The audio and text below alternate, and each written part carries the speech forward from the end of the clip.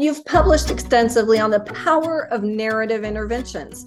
Talk about why speech language pathologists should have narrative interventions as a tool in their toolbox. The human brain is a storytelling instrument. We already think in story format, and it's patterns. Basically, stories are patterns, and they have causal and temporal linkages.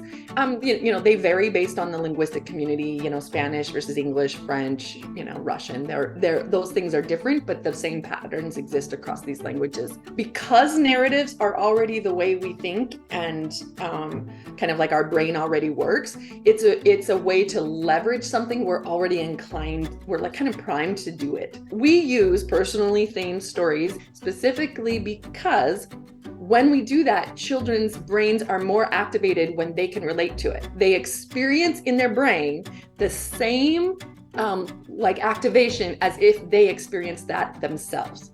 And when you do that, it facilitates it even more. What we often see in narrative intervention research is that we have a decent post effect, but the best effect is actually like 8 months to a year later.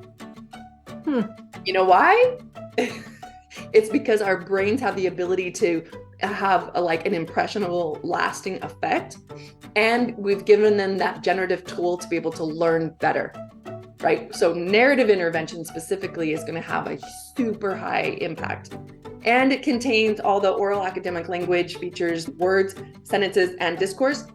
So you don't need to teach discourse structure by itself.